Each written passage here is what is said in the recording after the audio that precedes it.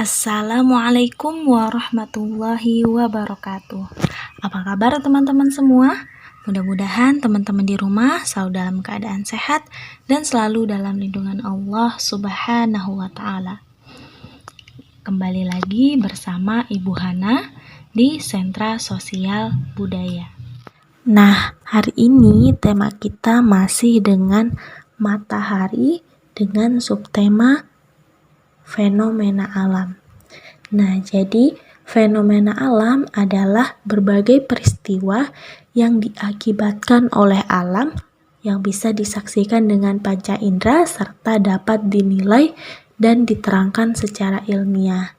Nah, fenomena alam ini ada macam-macam ya teman-teman, yaitu yang pertama ada gerhana bulan, seperti ini gambarnya ya teman-teman.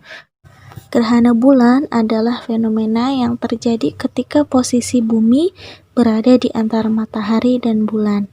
Nah, gerhana bulan itu terbagi menjadi 3, yaitu gerhana bulan total, gerhana bulan sebagian, dan gerhana bulan penumbra. Nah, gerhana bulan total itu pernah terjadi pada 28 Juli 2018. Nah, untuk gerhana bulan sebagian itu pernah terjadi pada 7 Agustus 2017 dan gerhana bulan penumbra itu pernah terjadi pada 11 Januari 2020. Nah, kemudian ada gerhana matahari. Gerhana matahari terjadi ketika posisi bulan terletak di antara bumi dan matahari sehingga terlihat menutup sebagian atau seluruh cahaya matahari di langit bumi.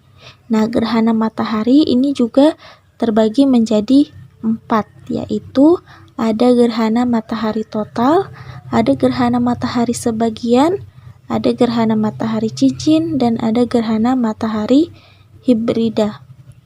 Nah, untuk gerhana matahari total itu pernah terjadi pada 2 Juli 2019.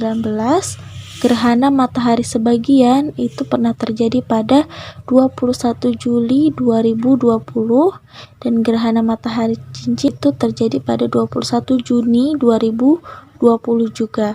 Nah, yang terakhir gerhana matahari hibrida itu terjadi pada 3 November 2013. Nah, kemudian yang ketiga yaitu ada pelangi.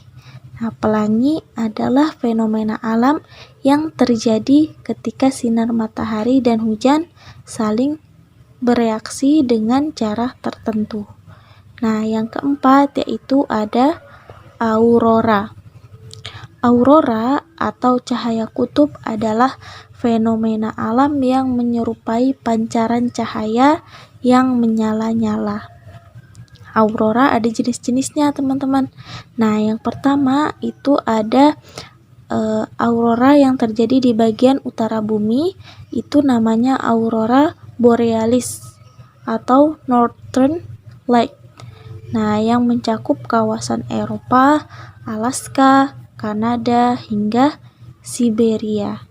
Kemudian kalau aurora yang terjadi di selatan itu namanya aurora australis, Southern Light. Nah, daerah tersebut misalnya di Selandia Baru dan Antartika. Nah, waktu terbaik untuk melihat aurora itu pukul 9 malam hingga 2 pagi. Ya, teman-teman. Jadi kita menyaksikan aurora itu pada malam hari. Tapi aurora itu bisa muncul kapan saja dari matahari tenggelam hingga matahari terbit. Nah, kemunculan aurora itu bisa berlangsung beberapa menit hingga beberapa jam.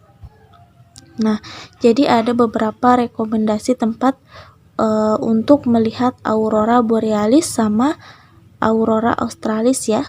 Untuk tempat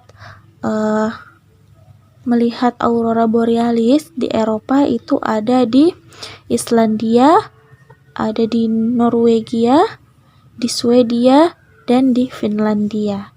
Nah, kemudian untuk melihat aurora australis itu kita bisa lihat di Selandia Baru, Tasmania, Antartika, Pulau Georgia Selatan, kemudian Kepulauan Falkland, dan Argentina. Nah, aurora itu terjadi di sekitar kutub utara dan kutub selatan ya teman-teman.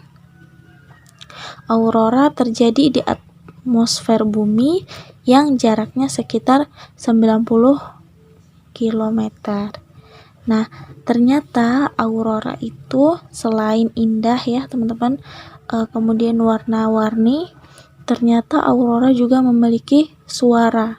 Nah, kalau menurut orang-orang yang sudah pernah mendengar suara aurora itu, yang dikeluarkan aurora, dia suaranya lembut seperti gulungan ombak. Nah, aurora itu pertama kali ditemukan oleh Galileo Galilei. Nah, dia menemukan aurora itu pada tahun 1619. Selanjutnya kita akan membahas beberapa wilayah yang terdapat fenomena alam aurora ya teman-teman. Nah, yang pertama yaitu ada di Ontario di Kanada. Nah, jadi Kanada itu termasuk salah satu negara yang pemandangan auroranya terbaik ya teman-teman. Nah, tepatnya itu ada di Ontario. Nah, waktu untuk melihat aurora di Ontario itu yaitu sekitar bulan Agustus hingga bulan April. Nah, kemudian yaitu ada Tromsø. Nah, Tromsø itu ada di Norwegia. Nah, jadi ada banyak spot untuk melihat aurora kalau kita ke Norwegia. Nah, salah satunya yang terbaik katanya itu ada di Tromsø. Jadi, aurora borealis itu bisa dilihat sekitar pukul 6 sore sampai pukul 1 malam setiap 2 kali sehari. Nah, jadi waktu atau bulan untuk melihat aurora ini yaitu bulan Januari ya teman-teman. Bulan Januari itu bulan terbaik untuk berkunjung menyaksikan aurora borealis di Tromsø. Nah, kemudian ada yang ketiga di Murmansk di Rusia. Nah, untuk menyaksikan aurora borealis kita dianjurkan ke desa kecil dulu yang bernama Teriberka. Nah, jadi jaraknya itu sekitar 120 km dari Murmansk. Nah, kita dapat menyaksikan aurora itu sekitar bulan Desember dan bulan Januari. Kemudian yang keempat ada di Saariselkä di Finlandia. Saariselkä itu terletak di Lapland ya. Nah, bagian utara Finlandia itu boleh dibilang paling indah untuk menikmati keindahan aurora. Nah, bulan-bulan terbaik untuk mengunjungi Saariselkä untuk melihat aurora itu sekitar bulan November sampai bulan Maret. Nah, kemudian yang kelima ada Abisko di Swedia. Nah, untuk menyaksikan keindahan cahaya itu kita bisa melihat aurora itu saat musim dingin ya teman-teman. Jadi waktu terbaik untuk melihat aurora itu saat musim dingin. Nah, biasanya itu sekitar bulan Desember hingga bulan Maret. Nah, yang keenam yaitu ada Alaska di Amerika Serikat. Jadi, Fairbanks itu adalah wilayah terbaik untuk melihat langit aurora di negeri Paman Syam ini ya, di Alaska. Nah, jadi untuk menyaksikan keindahan aurora itu sekitar pada bulan Agustus hingga pertengahan bulan April. Jadi kita bisa melihat aurora secara maksimal itu pada bulan Agustus hingga pertengahan bulan April. Nah, kemudian yang ketujuh ada Gunung Wellington, itu ada di Tasmania. Nah, jadi khusus untuk aurora australis itu negara terbaik untuk menyaksikannya itu ada di Tasmania ya, teman-teman. Nah, jadi lokasi yang paling disarankan atau direkomendasikan itu untuk melihat aurora adalah di Gunung Wellington. Jadi kita semakin tinggi mendaki Gunung Wellington itu, maka auroranya itu akan semakin terlihat jelas ya teman-teman. Nah, aurora di Tasmania itu kemungkinan terlihat dengan jelas itu pada bulan Maret sampai bulan September. Nah, kemudian yang kelima yaitu ada hujan meteor Eta Aquarid. Nah, hujan meteor itu fenomena sejumlah meteor yang terlihat bersinar pada langit malam. Nah, hujan meteor Eta Aquarid itu adalah hujan meteor yang terkait dengan Halley Comet ya. Nah, kita bisa ngelihat hujan meteor itu hampir di seluruh wilayah Indonesia bisa melihatnya ya teman-teman, asalkan langitnya itu gelap. Kemudian yang keenam ada Fata Morgana. Fata Morgana adalah pembiasan cahaya melalui kepadatan yang berbeda sehingga bisa membuat suatu yang tidak ada menjadi seolah ada ya. Ini contoh gambar-gambar Fata Morgana ya teman-teman. Nah, fenomena ini bisa dijumpai di tempat panas dan gunung Brocken di Jerman ya. Gak hanya itu, bisa juga kita temukan di aspal, kemudian di gurun pasir. Nah, Fata Morgana itu seringkali terjadinya di gunung pasir.